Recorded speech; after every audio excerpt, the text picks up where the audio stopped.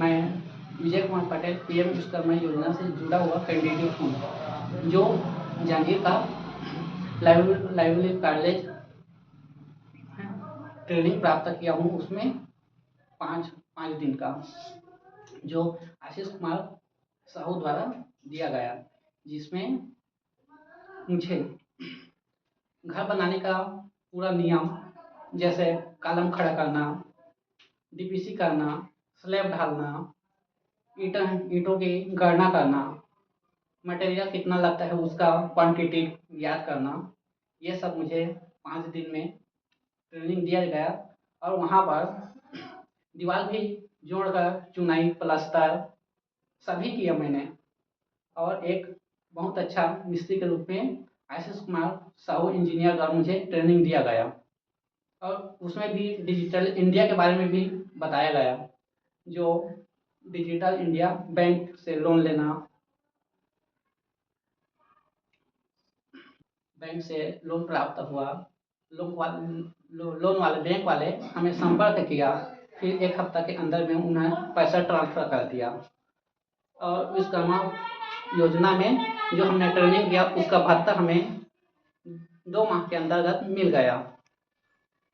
Bank द्वारा पैसा प्राप्त हुआ और उस पैसा का हमें विश्वकर्मा द्वारा 5% के हिसाब से हमें चुकाना पड़ता है, परंतु बैंक वाले 12% के हिसाब से लेंगे और उसमें 7% सब्सिडी के रूप में वापस कर देंगे।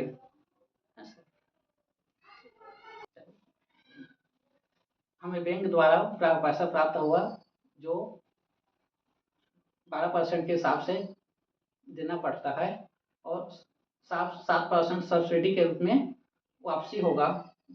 कुल मिलाकर हमें 5% के हिसाब से बैंक द्वारा प्राप्त होता है।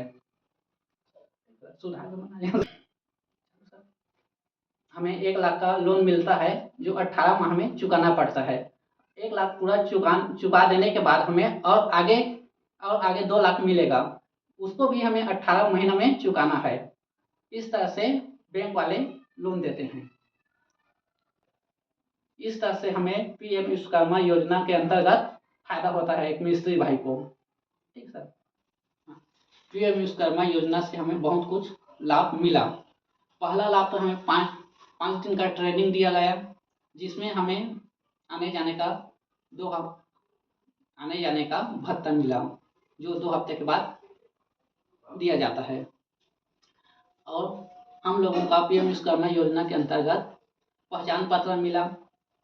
इसके बाद हम ट्रेनिंग लेने के बाद लोन के लिए बैंक से अप्लाई किया और उसमें लोन दिया गया। मैं यही कहना चाहता हूँ कि जो मिस्त्री भाई लोग हों, वो पीएम विश्वकर्मा का लाभ लेना चाहिए और ट्रेनिंग लेना चाहिए। ठीक सर।